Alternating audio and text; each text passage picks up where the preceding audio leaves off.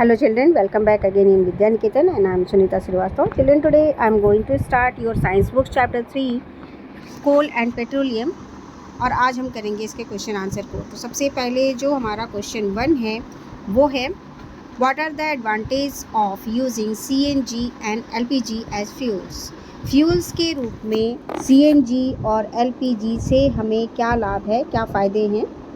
तो आंसर हम लिखेंगे यहाँ पे The advantage of using CNG and LPG as fuels are, यहाँ पॉइंट में लिखेंगे आंसर को, they are cleaner fuel producing less smoke and pollutants.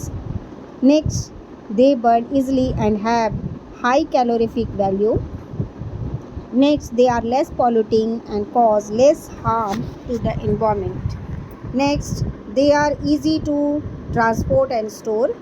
और लास्ट में हम लिखेंगे they have no residue after burning. Next हमारा क्वेश्चन नंबर 2 है name the petroleum product use for surfacing of roads और आंसर में हम लिखेंगे bitumen is the petroleum product use for surfacing of roads. Question number 3 है हमारा describe how coal is form from dead vegetation, what is the process called. Answer में हम लिखेंगे Millions of years ago, dense forest got buried under soil due to natural process like floods and earthquakes.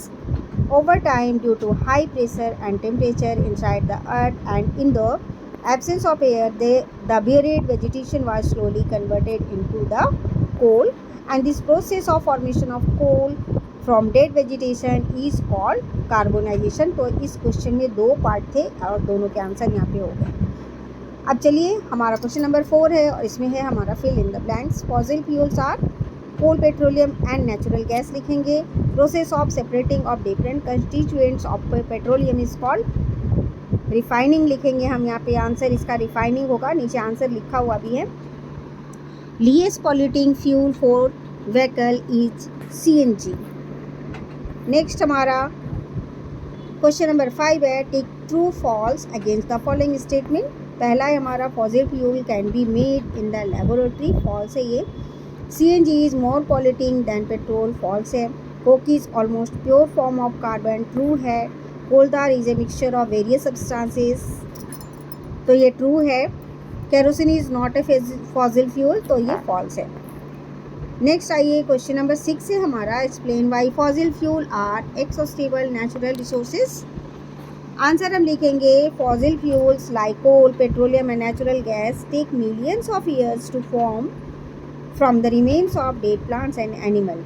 They are present in limited quantities in nature and can not be replenished quickly, hence they are called exhaustible natural resources. Question number 7 है describe characteristic and uses of coke. तो सबसे पहले जो Coke है उसके characteristics के बारे में हम लिखेंगे। तो यहाँ हम लिखेंगे पहला point, it is hard, porous and black substance, it is almost pure carbon, it burns with no or very little smoke. अब यूज़ ऑफ कोक के बारे में हम लिखेंगे used as fuel, used in manufacture of steel, used as a reducing agent in the extraction of metal. Next question number 8 है हमारा explain the process of formation of petroleum और answer में हम लिखेंगे petroleum was form from the remains of tiny marine organism like plants and animal buried under the sea millions of years ago. These remains got converted with layer of mud and sand.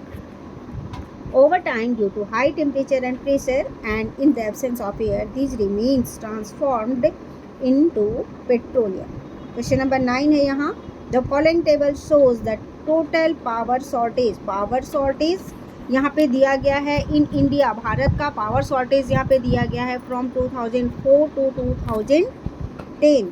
Show the data, इस data को आपने show करना है in the form of bar graph बनानी है। The years be taken on the x axis, यानी x axis पर आपको ईयर्स शो करना है and the power shortage percentage on the y axis, और वाई एक्सिस पर आपको पावर शॉर्टेज दिखानी है। तो यहाँ पर ये डाटा है हमारा 2004 में 7.8, 2005 में 8.6, 2006 में 9.0, 2007 में 9.5, 2008 में 9.0, 2009 में 6.6 था और 2010 में 10.0 था ये।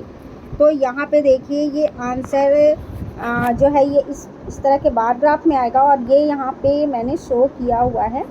तो आप इसे अपनी नोटबुक में इस तरह से बनाइए। यह हमारा एक्स एक्सिस हो जाएगा और ये है हमारा वाई एक्सिस। तो एक्स एक्सिस पे हमें ईयर लिखना है और शॉर्टेज को लिखना है हमने वाई एक्सिस पे, और इस तरह से ये हमारा डाटा तैयार होगा। ठीक है, तो ये हो गए हमारे सारे क्वेश्चन आंसर। अगर आपको इस चैप्टर से रिलेटेड कुछ और चीज़ें चाहिए होंगी, जैसे कि वर्कशीट चाहिए होगा या आपको इस चैप्टर की समरी चाहिए होगी या नोट चाहिए होगा, तो प्लीज़ आप मुझे कमेंट सेक्शन में ज़रूर लिख के बताइएगा कि मैं आपके लिए और क्या हेल्प कर सकती हूँ। थैंक यू बच्चों, हैव अ नाइस डे। मिलते हैं अगले क्वेश्चन में और अगले चैप्टर में। Thank you, have a nice day again.